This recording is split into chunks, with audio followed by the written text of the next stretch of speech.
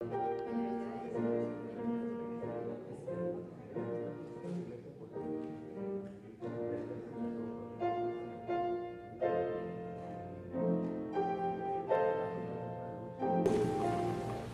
los varios temas que pensaba tocar, estuve meditando un poco y me dije, esta tarde voy a hablar del monte del Eterno y su templo. Y al considerar este tema, he podido descubrir en tiempos recientes varias cosas importantes.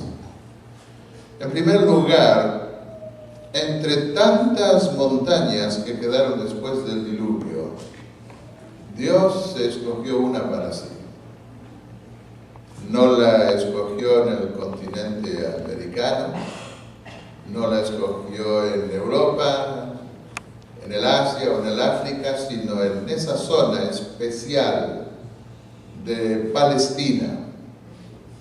Y se asentaron en ese lugar los jebuseos, pero ellos ocuparon una parte de la montaña que estaba muy bien ubicada para protegerse con murallas, pero la parte del monte Moria, que estaba más alta todavía, estaba destinada para el Señor. Él la estaba reservando para sí. Dios quería tener un lugar para morar entre los hombres. Entre las distintas montañas que los pueblos fueron escogiéndose para sus propios dioses, Dios tenía una montaña que había designado para sí. Y llegó el día en que llamó a Abraham y le dijo, ve a la tierra de Moria y toma a tu hijo único, el hijo de vejez, y ofrécelo en uno de los montes que yo te diré.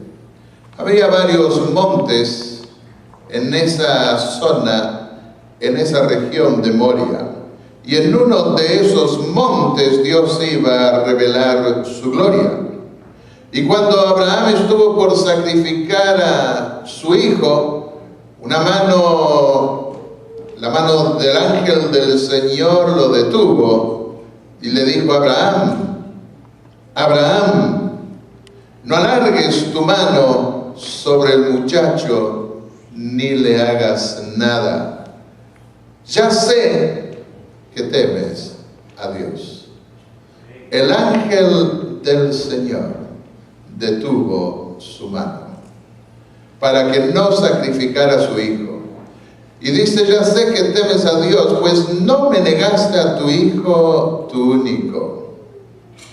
Dice la pluma inspirada que los ángeles del cielo contemplaron el hecho y comenzaron a entender lo que iba a pasar en esa misma montaña siglos después, hasta casi 2 milenios después. Dios tiene este mundo, dice el libro El deseado de todas las gentes, como un libro de texto para el universo. Y a través de las historias que se dan acá, Dios va revelando el plan de salvación para este mundo perdido, su carácter de amor a todo el universo.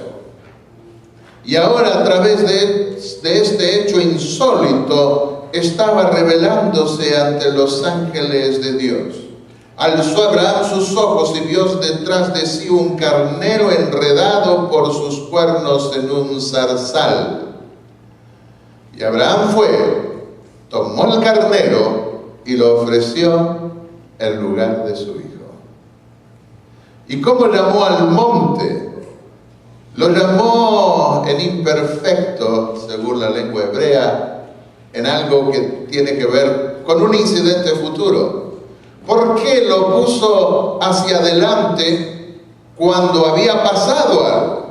El Señor proveerá. En el monte del Eterno será provisto.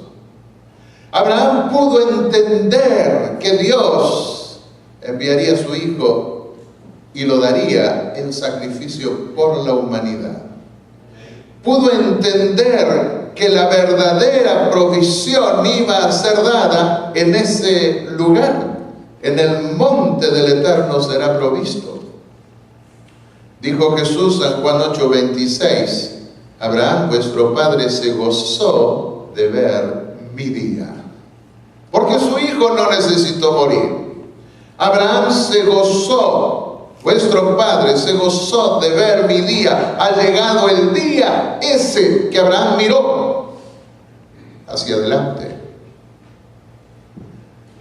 La palabra hebrea para decir en el monte del Eterno será provisto puede ser traducido también en el monte del Eterno será visto. Jesús lo interpretó como será visto, pero también tenía que ver con una provisión.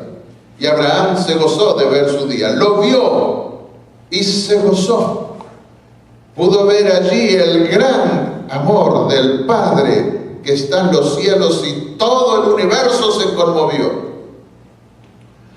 Los judíos interpretan este pasaje como el lugar donde Salomón iba a construir el templo y la gloria del Señor iba a ser vista. Y esa gloria del Señor era Cristo mismo, era la Shekinah, la gloria de Dios. Era Él, el ángel del Eterno también. De manera que no está mal la interpretación parcial que ve en ese lugar, el lugar donde se construyó el templo de Jerusalén. Y la gloria de Dios se vio allí. Se hizo provisión con sacrificios de animales. Pero esos sacrificios no iban a ser suficientes. La verdadera provisión se daría más adelante. Cerca de un siglo después, Jacob huye de su hermano que quiere matarlo porque lo engañó y se quedó con la bendición de la primogenitura. Y sin duda, llevado por la providencia, exhausto, se acostó a dormir en ese mismo monte, cerca de la ciudad de los Jebuseos, que estaba un poquito más abajo, la vieja Jerusalén. Y cuando dormía, de repente, vio una escalera que comunicaba con el cielo y ángeles de Dios que subían y bajaban. Queridos hermanos, tenemos que saber que detrás de nuestra vida están los ángeles de Dios. Detrás de nuestra vida está el Señor también. No tenemos nada que temer. Podemos tener momentos de apremio, de angustia, de aflicción, pensando qué puede pasar con nosotros, cuál será nuestro futuro. Sin embargo, Dios tiene en cuenta este hecho. Y dijo Jacob, después de recibir la promesa de Dios de que lo iba a guardar hasta que volviera: ciertamente el Eterno está en este lugar y yo no lo sabía. ¿Cuántas veces pasa que mientras luchamos aparentemente solos en esta vida, vemos una marca de la providencia divina que interviene y captamos, Dios está aquí, y no lo sabía? Especialmente en un momento en donde la conciencia de haber mentido, de haber sido falso con su hermano, lo acosaba y pensaba que había arruinado sus sueños de heredar esa línea patriarcal de revelación divina. Y dijo Jacob: cuán temible es este lugar. No es otra cosa que casa de Dios y puerta del cielo. Y llamó a ese lugar Betel. Bet, casa, el Dios. Casa de Dios, puerta del cielo, porque había una escalera en donde los ángeles de Dios subían y bajaban sobre ese lugar. Entre las tradiciones judías se menciona el lugar, y lo confirma Elena de White en el libro El conflicto de los siglos, como el lugar donde Jacob se acostó a dormir. Medio milenio después, David, el gran rey David, había cometido un pecado, había censado al pueblo, había puesto un fundamento humano para la seguridad de la nación con un ejército que quería tener el lugar de dirigir la gente hacia la paz, porque Dios ya le había dado reposo de todos sus enemigos. Y en su angustia al ver el castigo divino, David, dices, fue hacia más alto de esa ciudad que habían conquistado, que estaba un poquito más abajo. Y fue un poco más arriba buscando a Dios. Él sabía, como sabían los israelitas, que en ese monte se había revelado la gloria de Dios y allí iba a ser provisto el medio de la salvación. Y David alzó sus ojos y vio al ángel del Señor entre el cielo y la tierra, como en esa escalera. Algunos arquitectos que han trabajado con judíos sobre Jerusalén creen que David se puso sobre el lugar donde después estuvo el patio y donde se estableció el sistema de sacrificios. Y más alto, hacia el interior, donde después estuvo el lugar santísimo, estaba la piedra que hoy la llaman sacra los judíos, donde estuvo el lugar santísimo, el lugar más alto de la montaña, que estaba más alto que el lugar donde David después ofreció sacrificios, porque dice, y edificó allí David un altar al Eterno, que le respondió con fuego desde el cielo sobre el altar. Ya Dios había escogido esa montaña y pudo ver al ángel del Señor entre el cielo y la tierra, esperando que llegara el día también para construir el templo en ese lugar. Y ese día llegó con Salomón, y el templo de Salomón se construyó de una manera magnífica. Y dijo David, todos estos detalles me fueron trazados por el Eterno, que me hizo entender todo el diseño. Como a Moisés, Dios le reveló un modelo del templo celestial. Pero cantamos diferencias complementarias, diríamos. Yo no sé cuántos candelabros habrá en el cielo. En el Apocalipsis, si sumamos todos los candelabros que se mencionan, vemos que son 10 como en el templo de Salomón. Hay también puertas, mientras que el apóstol Pablo se basa en la tienda de Moisés, en el tabernáculo del desierto, y habla de velos. Y para el templo más grande pusieron 10 panes de la presencia, 10 candelabros, un altar del incienso, sin embargo. Pero el modelo sigue el mismo esquema. Probablemente en el cielo encontremos muchas cosas más. Ellos, los profetas, pudieron ver solo lo que Dios les permitió ver. Y cuando Salomón acabó de orar para inaugurar el templo, descendió fuego del cielo y la gloria del Eterno llenó la casa. Sobre ese monte fue vista la gloria de Dios. Y en Primera de Reyes 9:3 Dios dijo, he santificado esta casa para pasar mis momentos de vacaciones. Dice eso. ¿Cuál fue el propósito de Dios?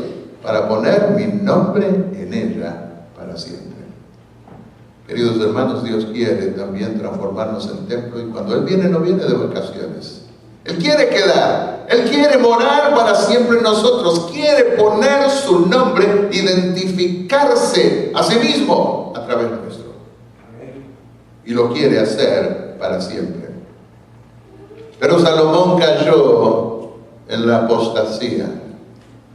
Y en el valle de Hinnom, que estaba fuera de las murallas de Jerusalén, Valle de Hinnom, transliterado al griego, es Gehenna, que lo traduce en infierno en las versiones modernas.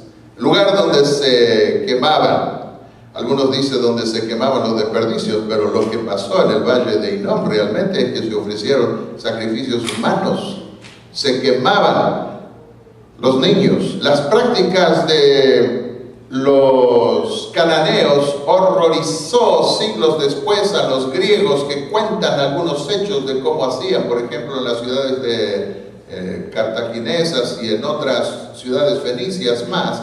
Se pueden ver hasta esqueletos se han encontrado de menores y hasta en estado fetal, donde que estaban los que habían sido degollados, muertos, sacrificados a sus dioses.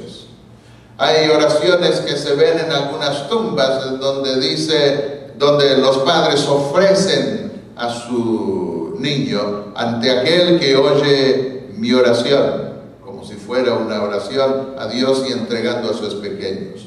Y nos cuenta la Biblia y también la arqueología, que tocaban con panderos y danzas para que no se escuchara el griterío de los pequeños que gritaban cuando los llevaban para degollarlos, y estaba el Dios allí con los brazos extendidos. Se ponía el pequeño que degollaba sobre degollado y caía sobre una pira de fuego, y la madre debía estar presente sin derramar ni una sola lágrima, porque si derramaba una lágrima, el valor del sacrificio se perdía y su hijo iba a ser sacrificado de todas maneras. ¡Qué cuadros crueles! ¿Hasta qué punto puede el diablo llevar a romper esos lazos de amor que una madre puede tener como el símbolo de mayor amor que se percibe entre los seres humanos? Y allí Salomón permitió que las princesas con las cuales se había casado vinieran y sacrificaran, no en el lado del templo, pero fuera de las murallas, más abajo, en el Valle de Hinnom, y sacrificaran a esos dioses. Finalmente, posteriormente vino Roboam, y Roboam se rebeló contra el Eterno, segunda Crónicas 12. Dejó la ley de Dios, nos cuenta el contexto de este pasaje. Y Sisac, rey de Egipto, subió contra Jerusalén. Salomón heredó la paz, el reposo que David había logrado como el siervo del Señor. Y ahora, para mantenerse en ese lugar codiciado por muchos pueblos, empezaban a ver que tenían que contar con la bendición de Dios. Mientras la gloria de Dios estuviese en ese lugar, no iba a haber problemas. Pero al apartarse, al rebelarse contra el Eterno, ahora viene un faraón de Egipto. Y clamaron a Dios, y Dios dijo: serán sus siervos para que sepan la diferencia entre servirme a mí y servir a los reyes de otras naciones. A veces algunos piensan que la iglesia adventista es una carga. Piden ofrendas, piden diezmos, no se les permite fumar, no se les permite tener una vida como mundana, para no entrar en detalles. Y no. Y entonces sienten como una carga. Recuerdo que tenía un primo, puedo contarlo porque ya murió y además estoy muy lejos de ese lugar. Y él me decía de muchacho, no, que estaba amargado, acá no te permiten nada. Y hablaba siempre en forma negativa, no, afuera la gente es otra cosa. Y un día lo echaron por mérito propio del colegio. Y entonces estuvo afuera y después volvió casado para seguir estudios. Y le pregunté cómo te fue, y no, ya no hablaba de la misma manera. Había sentido el rigor del mundo y había visto la diferencia. Y así pasa con muchos que piensan que es una carga servir al Señor. Y Dios permite ¿Quieren otra cosa? Prueben si quieren y verán la diferencia que hay entre servirme a mí y servir a los demás. En lugar de sentir que tenemos que dar esto, que tenemos que dar lo demás, que no podemos hacer esto, podríamos pensar en las cosas positivas y en las ventanas de los cielos que el Señor abre para aquellos que quieren servirlo de corazón. Llegó la apostasía del rey Acaz sobre ese monte. Él pasó a su hijo por el fuego como hacían las naciones paganas, cananeas. Sacrificó y quemó incienso en los lugares altos a los demonios. En 2 de Reyes 16:5 dice: entonces Resín, rey de Siria, y Peca, rey de Israel, subieron a Jerusalén para combatirla y cercar a Acaz, pero no pudieron tomarla. El objetivo era acabar con la dinastía de David. Entre los objetivos que tenían las naciones cuando conquistaban a otras naciones era que no quedase ningún descendiente del rey, y con eso la monarquía quedaba trunca. Pero Dios había prometido a David que su simiente no iba a perecer. Y anunció a Emanuel. Vino Isaías y le dijo al rey: por haber acordado maligno consejo contra ti el sirio con Efraín, diciendo: vamos contra Judá, infundámosle terror, repartámosla entre nosotros, el Señor el Eterno dice: no subsistirá, ni será así. Y le dijo al rey: pide señal, pero manifestó desprecio, un desaire a Dios. No le interesó recibir esa señal de Dios. Y en su lugar buscó protección humana. 2 Reyes 16, 7 al 8. Envió embajadores a Tiglat-Pileser, rey de Asiria, diciendo: yo soy tu siervo, tu hijo, sube y defiéndeme. ¿Pero acaso el rey de Israel no era hijo de Dios? El Salmo 2 lo dice: cuando fue coronado David como rey, Dios dijo: mi hijo eres tú. Y él se pone no como siervo de Dios, sino como un siervo de un emperador más fuerte para que castigue a esos otros dos reyesuelos y para que lo defienda.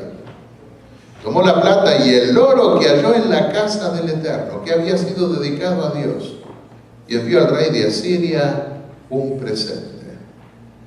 Y el rey de Asiria se entusiasmó con todo ese oro. Y vino después, pero no solo se conformó con ayudar a este rey, sino quiso después, vino por más, quiso aprovechar todo lo que había allí y terminar dominando. Dice en Jeremías 17:5: maldito el hombre que confía en el hombre y hace de la carne su brazo. Será como la zarza del desierto.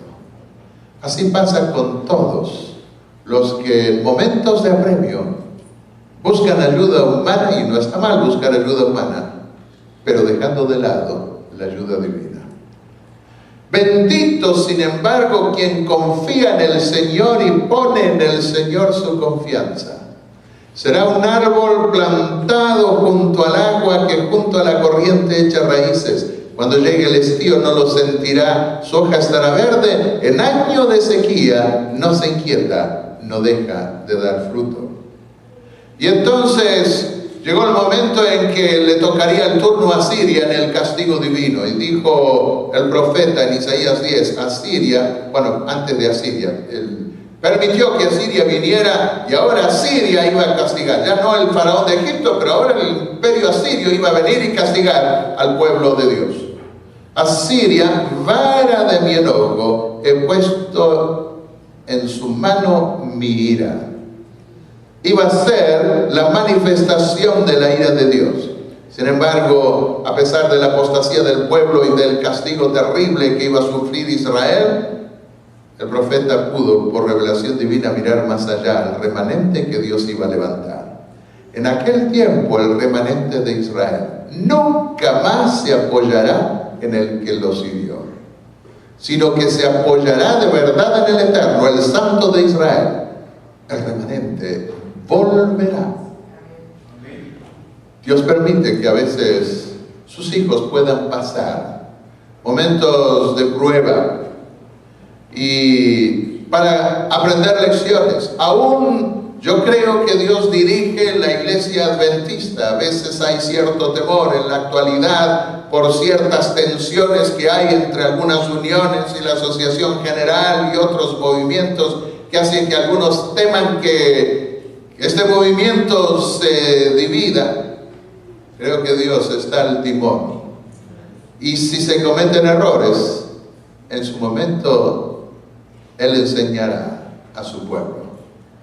Y aprenderán el peligro de apoyarse en seres humanos. Maldito el hombre que hace de la carne su brazo, que confía en el hombre. Los asirios vinieron, las ciudades de Israel cayeron, los sobrevivientes fueron llevados cautivos y ahora quedaba Jerusalén solamente.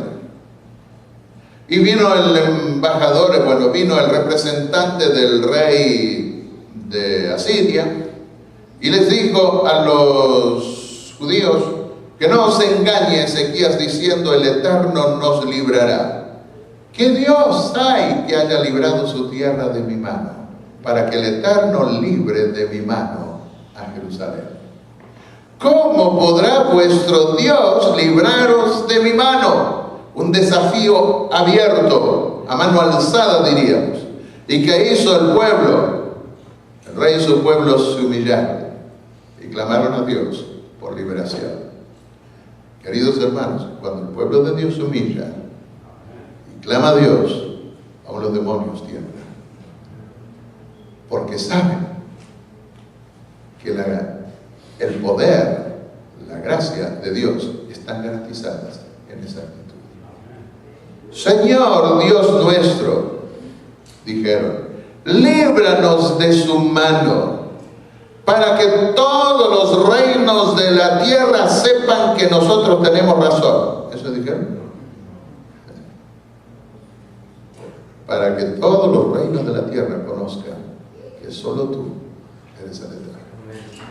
En el gran día de Dios, solo el Eterno será exaltado. Nuestra vida debe dedicarse no a exaltarse a sí mismo, a nosotros mismos, sino a exaltar al único digno de ser exaltado, y los resultados se verán.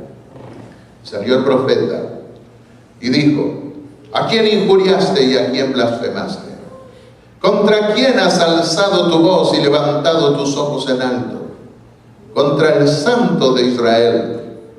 Porque contra mí te airaste y tu arrogancia ha subido a mis oídos. Pondré mi garfio en tu nariz y mi freno en tu boca, y te haré volver por el camino por donde viniste. Y en esa noche el ángel del Señor salió y mató a 185,000 soldados asirios. Es cosa terrible levantarse en forma abierta contra Dios. Y estuvo a punto de perderse esa morada, porque Dios no se mantiene en un lugar sobre la falsedad, sobre el crimen, sobre la mentira, sobre el engaño. Cuando oraba Sennacherib en el templo de su Dios, sus hijos lo hirieron a espada, y el reino de Asiria se vino abajo, pero se levantó otro reino, el de los babilonios, en la Mesopotamia. Y esta vez le llegó la hora a Jerusalén.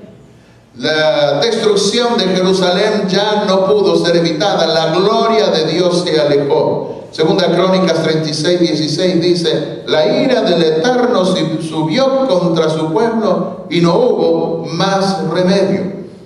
Pero como Dios no había prometido que en esa montaña, se reían, se burlaban de sus profetas. Bueno, a través del profeta Jeremías, Dios les prometió que en 70 años iban a poder volver. Y cuando volvieron, bajo el reino de los medo-persas, muchos ancianos lloraban en alta voz. ¿Por qué lloraban? Porque veían todo en ruinas y ellos recordaban la gloria, el esplendor de ese templo. Pero otros daban grandes gritos de alegría, los más jóvenes, porque ahora podían estar en casa. Y ellos no conocían la gloria anterior, pero creían que esa gloria iba a poder ser derramada. Y pasaron los años y sin embargo terminaron la construcción del templo y esta vez la gloria de Dios no descendió. Sobre el tabernáculo de Moisés la gloria descendió. Sobre el templo de Salomón fue vista la gloria de Dios. Pero ahora inauguraron el templo, el nuevo templo de Jerusalén, y la gloria de Dios no descendió. ¿Por qué no descendió sobre ese segundo templo, el de Zorobabel? Fue prometida para el futuro. Un poco más, y el deseado de todas las naciones vendrá y llenará esta casa de gloria, dice el Señor Todopoderoso. No estaba el arca del pacto, no estaba la ley de Dios. Donde no está la ley de Dios, la gloria de Dios no desciende. Hay muchas iglesias hoy que pretenden que la gloria de Dios está descendiendo sobre ellas. Una vez estaba dando conferencias en la iglesia de Hollywood, en California, y llamó una pastora de una iglesia carismática. Y entonces, cuando supo que era conferenciante, no estaba el pastor, atendí yo al teléfono, era de mañana. Me dijo, ¿no podría usted venir a darnos conferencias? Bueno, sí, le dije. ¿No podría darnos un seminario para los pastores? Porque yo soy pastor y tengo muchos pastores que trabajan para mi cargo. Sí, ¿cómo no? Le dije, puedo ir, pero ¿de qué quisiera que les hable? Mire, pastor, yo quiero que les hable de ética pastoral, comportamiento pastoral. Me dije, ¿qué problemas tendrán? Y le pregunté la razón. Muy bien, pero ¿están teniendo algún problema? Ah, mire, pastor, ante la gloria de Dios que está descendiendo de una manera tan gloriosa y milagros, nuestros pastores están yendo con jovencitas. Tengamos la seguridad de que no es la gloria de Dios la que está descendiendo allí. Donde la ley de Dios no está, la gloria de Dios tampoco. Y ahora la ley de Dios, el arca del pacto, no se encontró. Pero se prometió esa gloria para el futuro. Ahora el pueblo ya no podía confiarse en el Dios que estaba allí. Ahora debían mirar adelante, como nosotros, que todavía estamos esperando que esa gloria descienda. Un poco más les dijo. Mi hermano murió, menor, murió hace unos 3 o 4 años atrás. Qué golpe repentino recibí cuando mi hermano mayor me llamó y me comunicó. Y mientras me iba comunicando me dijo, no te preocupes, tus hijos están bien. Entonces decía, bueno, será mi mamá, ya está viejita, mi papá, no, están bien, los papis están bien. Y me empezó a hablar de mi hermano. Y entonces me dijo que dobló con el auto y había llovido y dio contra un árbol, y yo siempre pensando, ¿no? Siempre estar grave en el hospital, ¿no? Le dijo, y me dijo, y ahí quedó. Me quedé pensando un momento, ¿qué? ¿Se mató? Y la respuesta sencilla fue, sí. Y alguien me mandó en ese momento por internet una canción de los Heraldos del Rey, los Araújos do Rey de Brasil, pero cantaban en castellano. Un poco más, decía. Repetían, un poco más y vendré a buscarte a ti.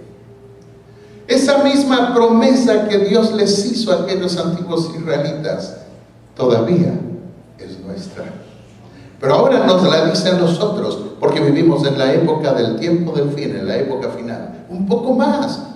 Y el Señor, el deseado de todas las gentes, vendrá.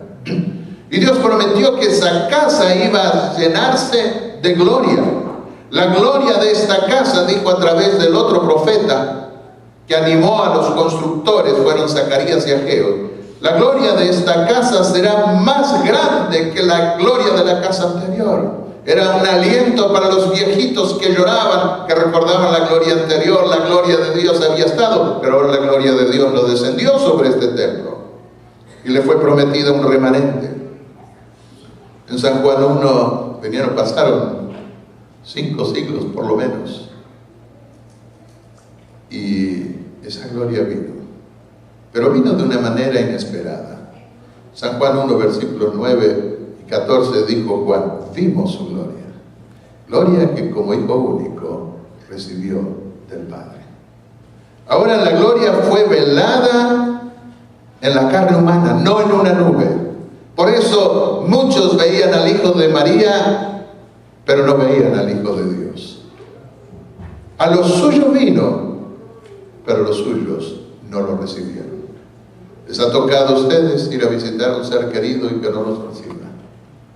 Al Hijo de Dios le tocó eso. A ese pueblo sobre el que estuvo durante tanto tiempo habitando con su gloria, al que cuidó, lo preparó como una viña preciosa para que diera frutos, pero dio frutos silvestres. No lo recibieron y lo crucificaron. El velo del templo se rasgó de arriba abajo, y el templo que inauguró el Señor fue el templo del cielo. Te ungió Dios con óleo de alegría. Dice Elena de White en el libro El conflicto de los siglos, página 27. Por la presencia de Cristo, y solo por ella, la gloria del segundo templo superó la del primero. Iba a ser más grande. Pero Israel tuvo en poco al anunciado don del cielo.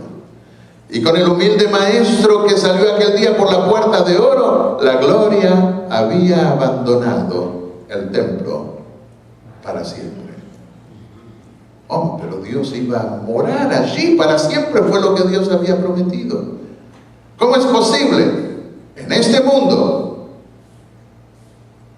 la gloria de Dios no se asentará más en esta montaña mientras dure y exista el pecado. Se dio la revuelta de Bar Kokhba poco tiempo después. Los judíos se levantaron y tomaron por sorpresa a los romanos y pudieron establecerse por unos, creo que eran alrededor de 7 años en el lugar. Aquí se ven algunos papiros que ellos tuvieron, pero vinieron los romanos e hicieron una masacre espantosa. Más de 600.000 judíos fueron masacrados, fueron exterminados. Y los judíos quedaron, nunca más pudieron volver. En el lugar donde había estado el templo de Dios, donde la gloria de Dios había descansado, se estableció el templo de Júpiter. Quedan algunas monedas del emperador y también de Júpiter en ese lugar. Y posteriormente vinieron los musulmanes y pretendieron los musulmanes que Mahoma habría subido al cielo en su caballo desde ese lugar, aunque las descripciones de las suras del Corán no son muy claras. Si era allí, algunos creen que se refería a Medina, pero lo tienen como un lugar sagrado. Y en ese lugar que ustedes pueden ver, donde está esa especie de mezquita, están las inscripciones, hay inscripciones de blasfemia, de insulto al cristianismo y al judaísmo. Y nadie se atreve a tocar ese lugar. De manera que ese monte está allí ahora bajo poder musulmán. Como quisieran, gracias hermano, como quisieran poder llegar hasta allí los judíos.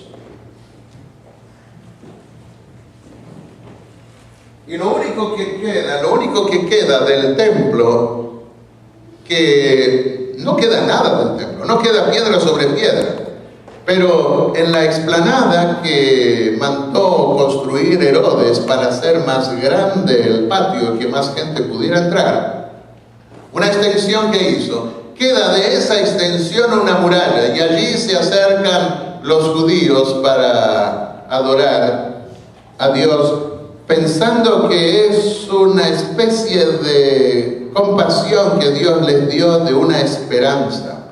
La roca donde estuvo el lugar santísimo es el lugar más alto de la montaña, donde hoy está esa especie de mezquita. El muro de los lamentos no formaba parte del templo original. Y podemos ver allí la ciudad de Jerusalén, la montaña de los olivos está al frente, más alta. Desde allí Jesús pudo contemplar la ciudad de Jerusalén. Escribió Elena de White: la vieja Jerusalén nunca será edificada. Algunos han querido decir que sí, hoy existe una Jerusalén, pero no es esa vieja Jerusalén. No es la Jerusalén con el templo donde se ofrecían sacrificios y donde la gloria de Dios descendió. Eso nunca ocurrirá.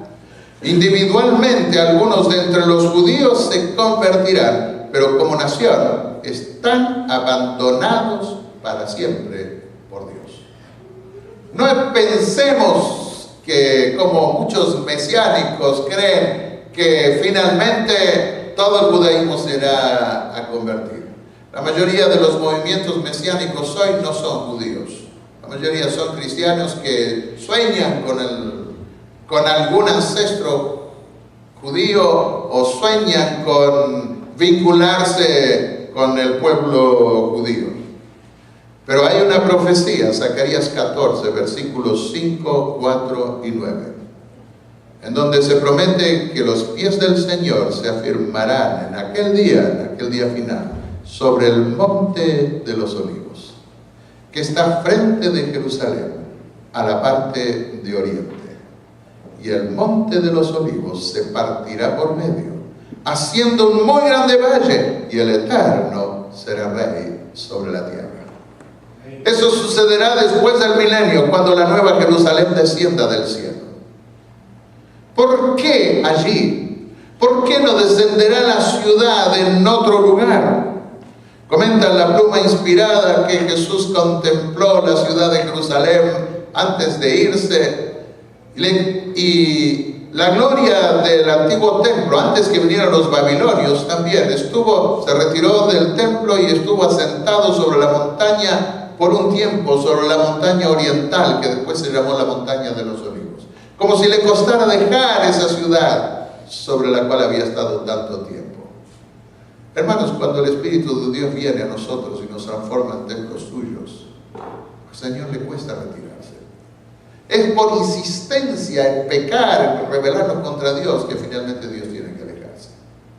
Pero aunque cometemos pecado, aunque caemos, el Señor sigue trabajando porque no quiere quitar su nombre del medio de nosotros, no quiere alejarse de nosotros. Y la paciencia que tuvo con el pueblo de Israel es inmensa. Cómo quiso permanecer allí. Y Dios promete que volverá. Y cuando la nueva Jerusalén descienda del cielo, comenta Elena de White que sus pies se asentarán, usando esa profecía, sobre el monte de los olivos, sobre ese mismo lugar. Y allí se verá quién triunfará. El diablo piensa que todavía sobre ese monte donde Dios quiso revelar su gloria están sus agentes. Estuvieron los romanos, antes estuvieron los babilonios, están todavía los musulmanes que no tienen la revelación de Dios, la palabra de Dios. Y sin embargo, llegará el día en que Dios volverá. ¿Por qué? Porque el Eterno eligió a Sión, la quiso para su morada. Este es para siempre el lugar de mi reposo. Aquí habitaré, porque la he preferido. Amén. Si hay alguien que ha estado afuera de la iglesia por un tiempo, sepa que si él vuelve, el Señor se deleitará otra vez en morar en él. Porque Él escoge nuestra vida, nuestro cuerpo como templo donde morar y donde poner su nombre. Y Dios quiere morar en nosotros para siempre. Y cuando la gloria de Dios descienda finalmente sobre su pueblo, al final y sobre toda la tierra, llevará a sus hijos para siempre y seremos templos eternos de Dios. Cuando nosotros vamos al Apocalipsis en el capítulo 14, dice, tenían el nombre de Dios en sus frentes. ¿Dónde puso Dios su nombre? En su templo, nos dice Deuteronomio 12 y otro pasaje más. Quiere decir que serán los 144,000 templos perfectos de Dios, y su nombre estará en sus frentes para siempre, dice Apocalipsis 22. De manera que seremos eternos templos de Dios. Nunca más se alejará de nosotros. Este es el lugar de mi reposo. Aquí habitaré. Cuando el Espíritu de Dios descendió sobre Jesús, el Hijo de Dios, dice, reposó sobre él. Pero en el libro de Génesis, el capítulo 6, con los antediluvianos, dice que el Espíritu de Dios contendía con los hombres, peleaba con los hombres, afectando sus conciencias. Y Dios quiere poder venir hacia nosotros y que en lugar de contender con nosotros, nosotros podamos abrir nuestro corazón para que pueda reposar sobre nosotros. Este es el lugar de mi reposo. Aquí habitaré, porque la he preferido. Quiera Dios que esa sea nuestra experiencia también. Amén.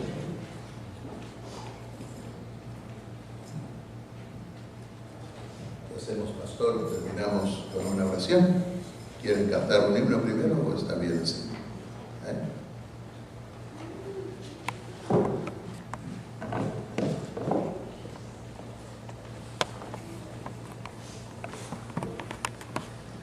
Vamos a ponernos de pie para orar. Padre nuestro que estás en los cielos, gracias porque podemos recibir este mensaje. Gracias. Al ver en la lucha entre el bien y el mal, al ver que tú estás luchando a través de tu pueblo también para sentar tus pies aquí, queremos pedir que tú nos ayudes a ser parte de ese gran ejército tuyo, de poder llevar las buenas nuevas de un evangelio y de salvación a este mundo, para que tú puedas habitar en medio de nosotros. Gracias te damos, Señor, porque podemos entender un poquito más de tu palabra, el gran plan tuyo. Gracias porque nos revela que tú estás en control de cada situación. Y te rogamos que en esta semana podamos ver tu gloria en nosotros también. Amén. Bendice este lugar, bendice tu palabra, bendícenos a cada uno con tu espíritu también. Despídenos con tu bien de este lugar y que en esta semana podamos ver también tu dirección. En el nombre de Cristo Jesús. Amén. Que Dios les bendiga. Nos vemos el próximo miércoles en este lugar. Inviten a sus amigos, inviten a las personas, podamos